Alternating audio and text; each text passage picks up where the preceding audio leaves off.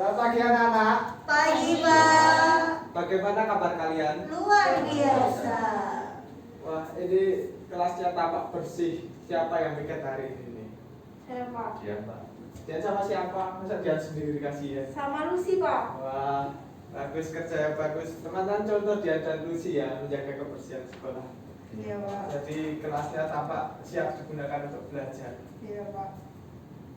Sebelum memulai pelajaran pada hari ini, alangkah baiknya kita berdoa dulu. Siapa yang mau mimpin doa?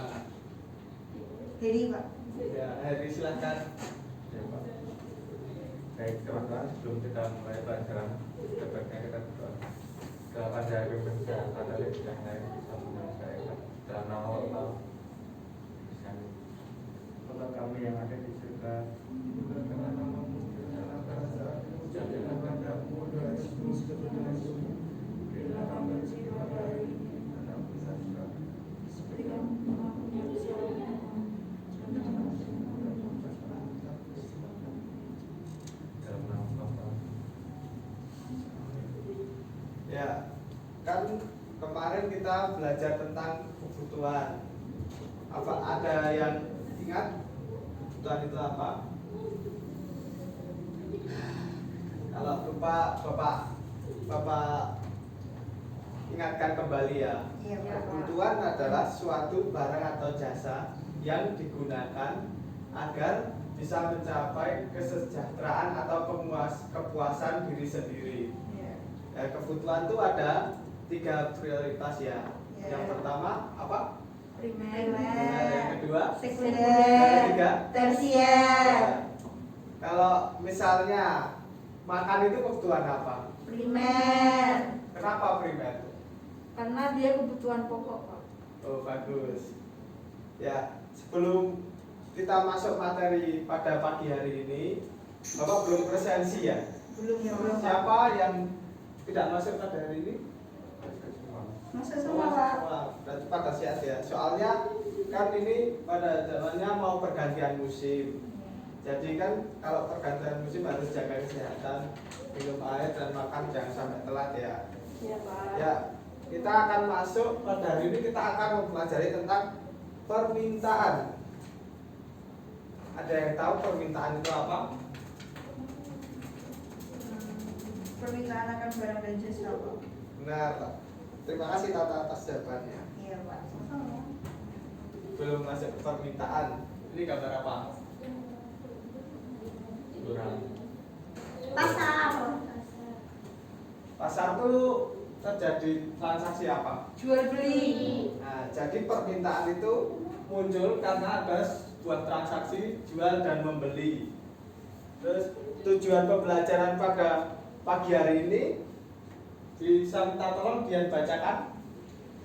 Setelah mengikuti pembelajaran, peserta didik dapat mendeskripsikan dan menjelaskan tentang pengertian hukum permintaan, macam-macam fungsi, daftar, kurva permintaan, dan faktor yang mempengaruhi. Ya, terima kasih Dian atas tujuan pembelajaran. Jadi kita mencapai tujuan pembelajaran dengan langkah-langkah pembelajaran sebagai berikut. Yang pertama, Bapak akan menggunakan metode ceramah dan diskusi. Jadi yang pertama, Bapak nanti akan ceramah menyampaikan suatu materi. Terus yang kedua, kalau kalian mau tanya, Bapak persilahkan. Terus yang ketiga, ada diskusi. Bapak akan membagi 2 kelompok. Jadi nanti mendiskusikan suatu topik masalah dan kalian mencoba menyelesaikan atau menguraikan masalah tersebut. Terus habis itu ada evaluasi apa yang akan kalian rasakan dan kesimpulan apa yang kalian dapatkan. Adakah yang ingin ditanyakan? Belum, Pak. Belum. Ya. Pembahasan pada pagi hari ini ada 5 pokok bahasan. Yang pertama, pengertian tentang permintaan. Yang kedua, tentang hukum permintaan. Yang ketiga, macam-macam permintaan. Yang keempat, fungsi, daftar, dan kurva permintaan. Yang kelima, faktor-faktor yang mempengaruhi permintaan. Ada yang ingin ditanyakan sejauh ini? Tidak, Pak. Belum, Pak. Kalau belum, Bapak lanjutkan. Bisa minta tolong Tata untuk membacakan pengertian permintaan.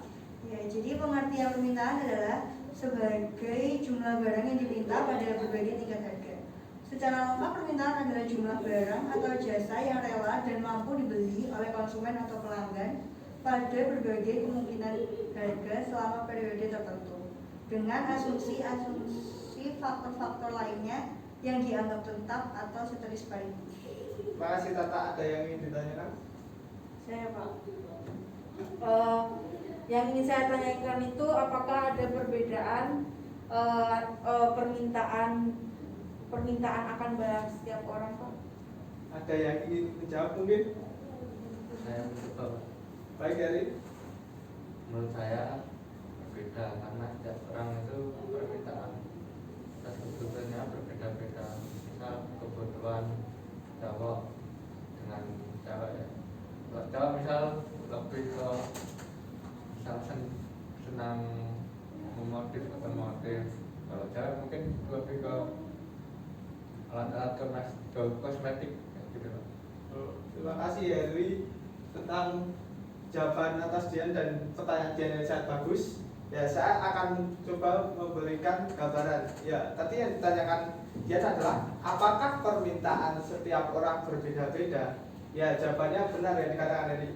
Ya, tergantung permintaan itu adalah kan kebutuhan. Jadi kebutuhan orang itu berbeda-beda, cowok dan cewek. Kalau cewek itu senang merawat, kalau cowok senang mengeksplor atau bereksperimen. Jadi kalau cowok itu cenderung permintaan kepada barang-barang otomotif seperti merakit motor racing gitu. Kalau cewek cenderung lebih ke perawatan apa, kecantikan, misalnya skincare, lipstick dan gitu-gitu.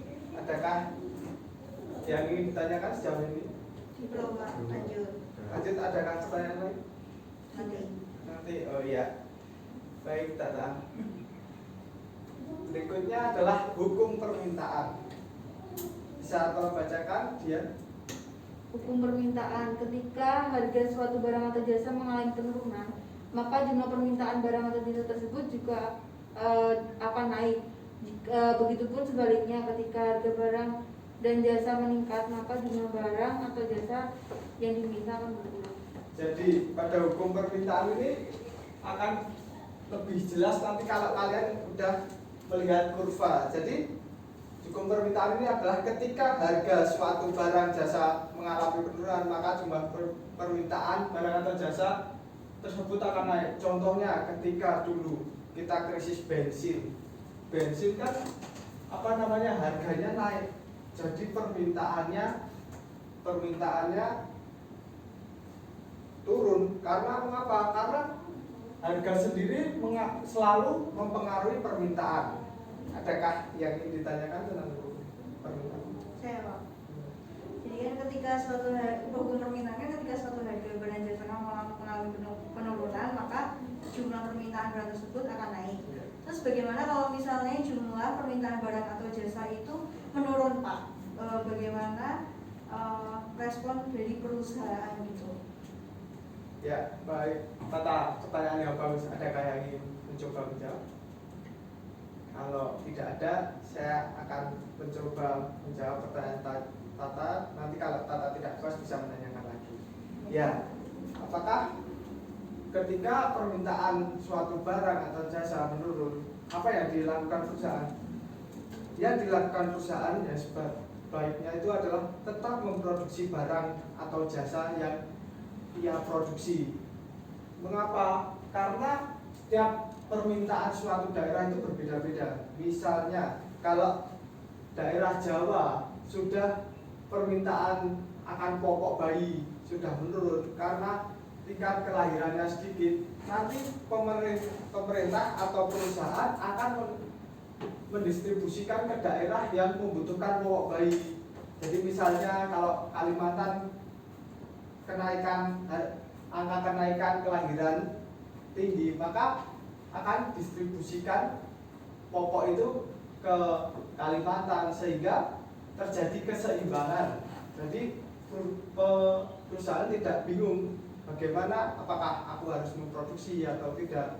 Jadi itu yang dilakukan adalah harus ada distribusi yang dilakukan. Adakah yang ingin menambahkan atau sudah tahu? Jadi itu ya Pak, jadi tetap memproduksi perusahaan. Iya. Terus kalau jumlah produksinya tuh dikurangi juga apa enggak Pak?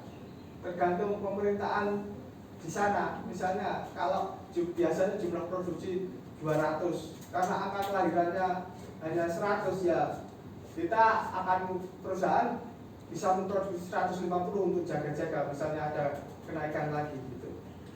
Terima kasih Pak. Sama-sama tetap. Ya, macam-macam permintaan tuh ada dua. Yang pertama daya beli konsumen, yang kedua jumlah peminatnya. Bisa minta tolong Lucia membacakan daya beli konsumen? Yang A itu ada permintaan potensial atau potential demand. Permintaan potensial adalah permintaan yang hanya mendasarkan pada keinginan dan tanpa atau belum didukung oleh daya beli. Keinginan tanpa daya beli hanya mengarah pada kemauan tetapi tidak pada permintaan. Yang B, permintaan efektif. Permintaan efektif adalah permintaan yang disertai dengan kekuatan untuk membeli atau daya beli. Ya, terima kasih Lucia. Ya, Pak. Permintaan potensial di sini adalah permintaan yang berdasarkan pada keinginan tanpa atau belum didukung oleh daya beli. Jadi keinginan ini tertuju pada hanya keinginan atau kemauan, bukan tertuju pada kebutuhan. Yang kedua, permintaan efektif. Permintaan yang disertai dengan kekuatan untuk membeli atau daya beli. Jadi daya beli konsumen dan permintaan efektif ini didukung pada kebutuhan, tidak hanya karena dia memiliki kekuatan untuk daya beli atau membeli. Yang kedua, jumlah pemintanya. Bisa minta tolong Siti membacakan.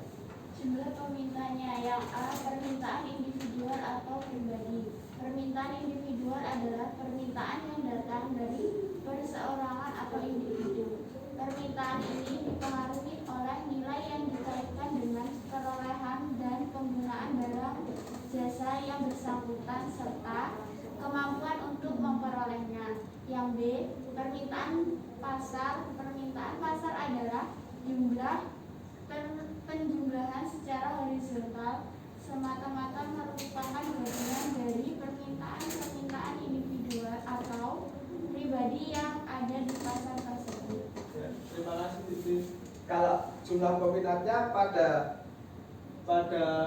kasus ini, misalnya kasus corona ini, kalau peminatnya individual itu misalnya masker pribadi itu permintaan seseorang itu karena kebutuhan ya sekarang masker itu kan permintaan seseorang yang dilakukan oleh individu. Jadi misalnya masker pribadi kita nyetok 1 saset aja. Terus kalau permintaan pasar itu kan karena semua terkena efek corona, jadi permintaan bisa impor dari mana aja tentang masker, terus antis gitu tentang kesehatan.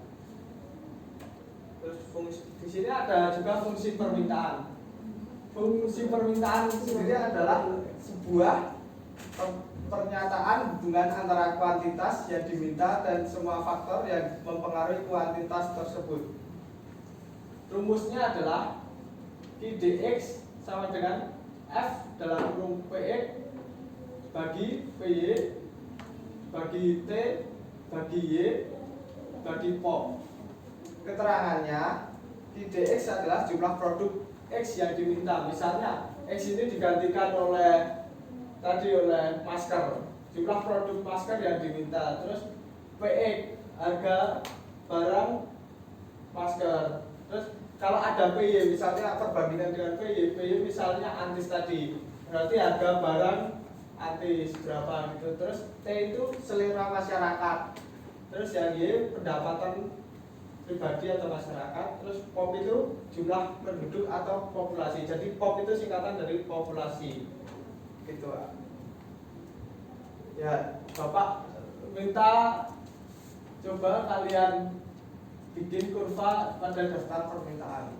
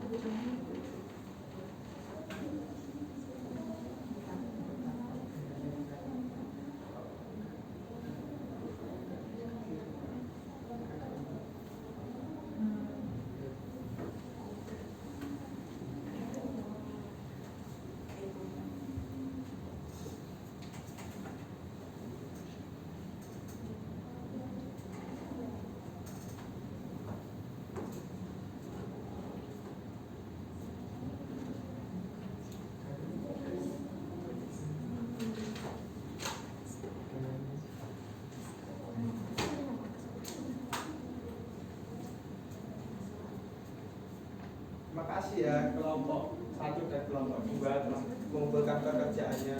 Ya. Iya.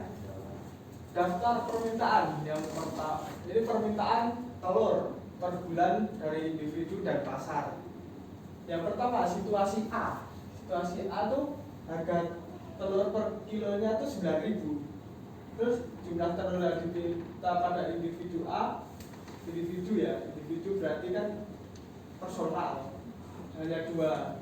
Terus jumlah telur yang diminta pada orang B itu 4. Terus jumlah telur yang diminta pasar per bulan tuh 6.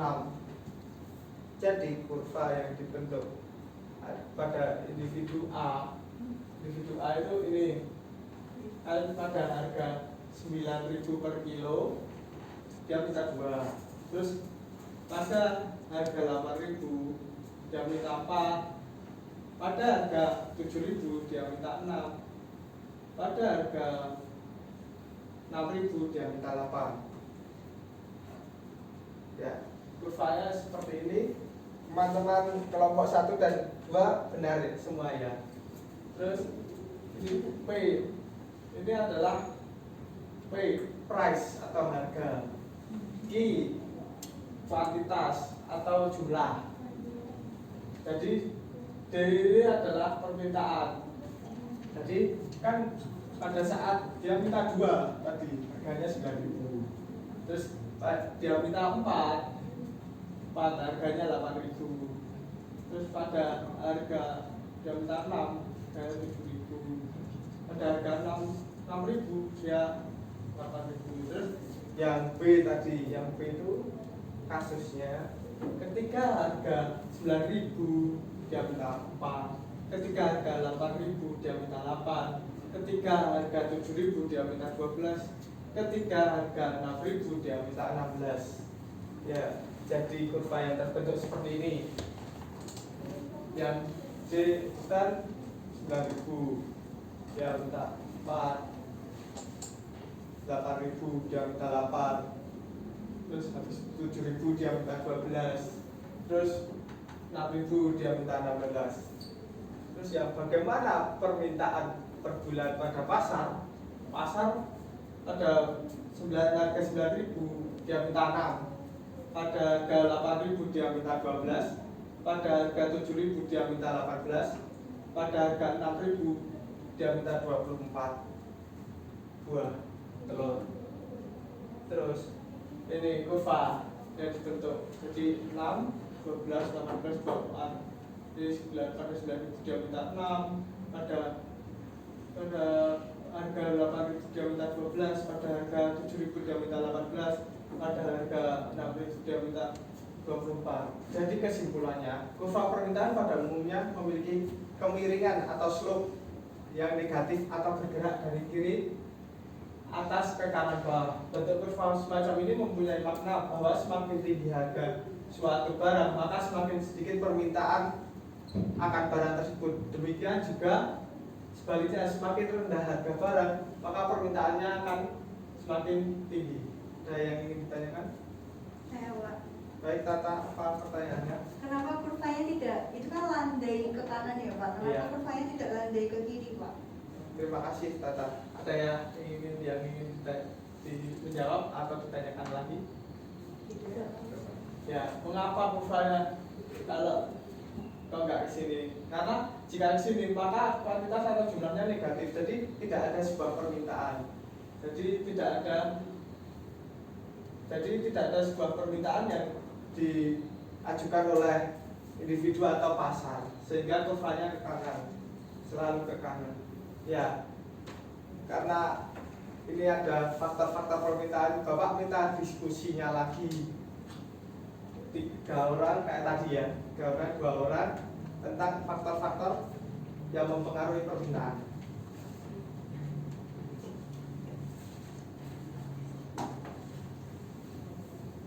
Jika ingin tanyakan,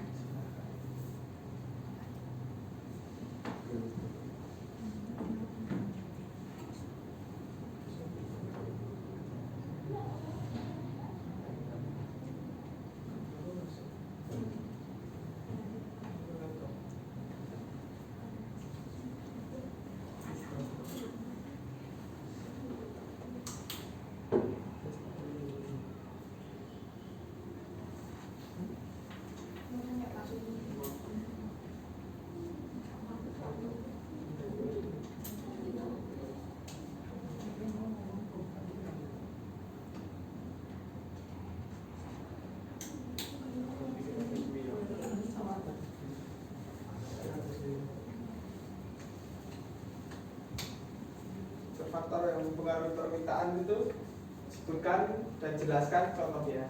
Iya Pak. Itu yang konkret. Bapak beri waktu 5 menit.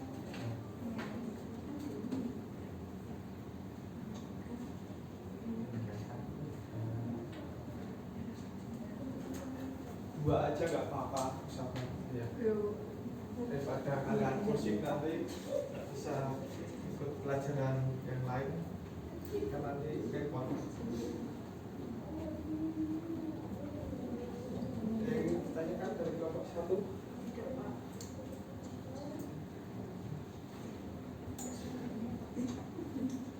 Nomor 2 ada yang ingin ditanyakan lagi? Ada Pak.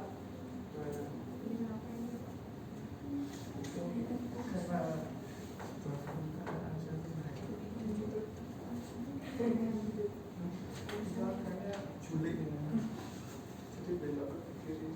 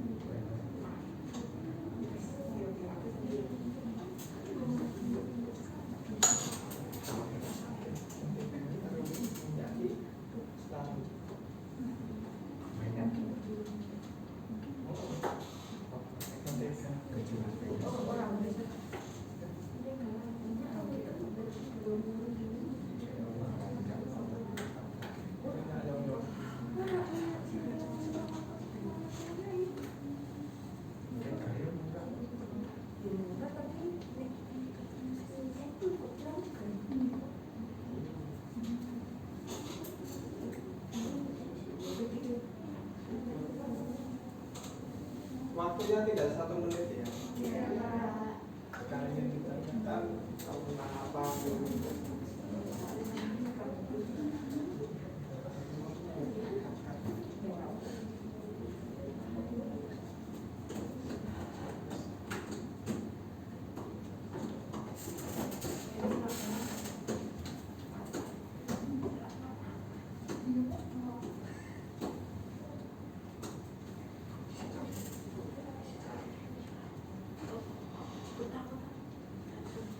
Tampaknya udah semakin ramai, jadi kayaknya udah selesai ya. Iya Pak. Ya, ada yang ingin menyebutkan terlebih dahulu dari kelompok mana? Kalau saya dulu Pak. Oh ya, kelompok Tata. Silakan Lucy. Yang pertama itu menurut kelompok pendapatan masyarakat Kak. Pendapatan masyarakat di sini merupakan cerminan atau gambaran daya beli masyarakat sehingga akan mempengaruhi permintaan barang atau jasa baik dari segi kuantitas maupun kualitas. Untuk barang normal, jika pendapatan masyarakat naik maka permintaan akan barang tersebut cenderung naik, dan sebaliknya jika pendapatan masyarakat turun maka permintaan akan barang tersebut cenderung turun.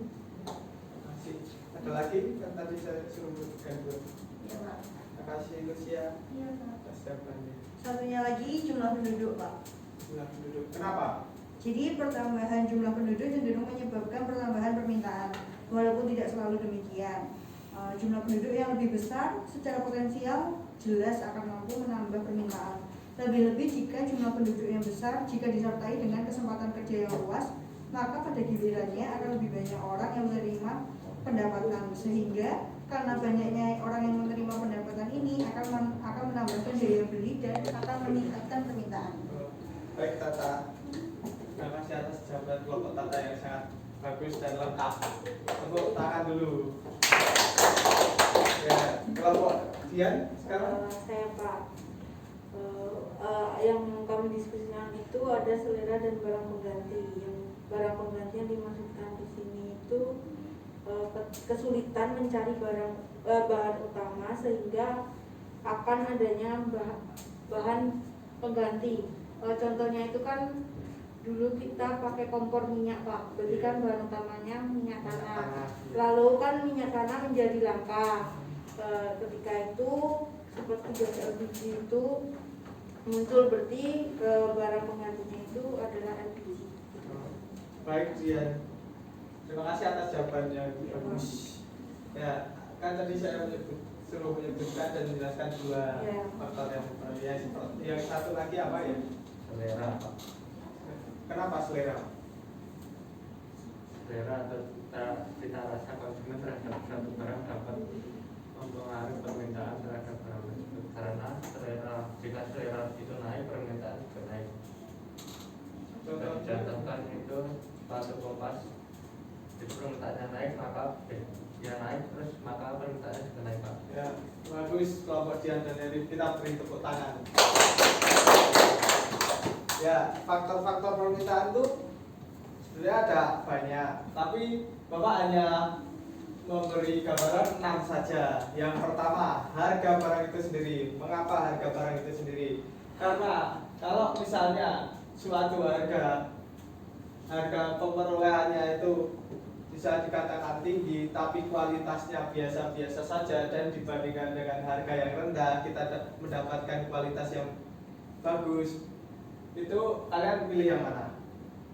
Pilih yang harga tinggi tapi kualitas biasa aja, atau harga rendah tapi kualitas bagus? Rendah tapi kualitas bagus. Ya, jadi itu faktor-faktor yang mempengaruhi permintaan adalah harga barang itu sendiri. Misalnya beras rojo lele dengan beras C4, itu kan bagus beras rojo lele, tapi harganya lebih murah rojo lele, sehingga pasti masyarakat akan permintaan rojo lele akan semakin meningkat. Yang kedua, pendapatan masyarakat yang disampaikan kelompok Tata dan disampaikan oleh Lucia tadi benar, bahwa pendapatan masyarakat semakin tinggi maka permintaan semakin tinggi. Misalnya kalau pendapatan masyarakat daerah naik, pasti permintaan akan layanan masyarakat juga naik. Contohnya bisa membeli alat kesehatan untuk suatu masyarakat gitu. Terus yang ketiga itu adalah intensitas kebutuhan. Kan tadi yang Bapak minggu lalu sudah sampaikan ada 3 prioritas ya. Jadi faktor-faktor permintaan yang harus dipenuhi terlebih dahulu adalah pada intensitas kebutuhan primer. Benar. Jadi misalnya adalah makan, sandang, papan, pangan. Terus yang keempat adalah jumlah penduduk. Ketika jumlah penduduknya tinggi maka permintaan tinggi. Misalnya jumlah penduduk kawasan A itu butuh makan, permintaan hanya 50 nasi bungkus. Sedangkan misalnya masyarakat penduduk B hanya banyak berarti 100 nasi bungkus gitu. Permintaan tergantung pada jumlah penduduk juga. Yang kelima, selera yang disampaikan kelompok Heri dan Dian benar. Ketika selera naik maka permintaan naik. Waktu zaman kalian kecil, kalian ingat gak itu apa namanya, sendal bayi? Enggak ingat.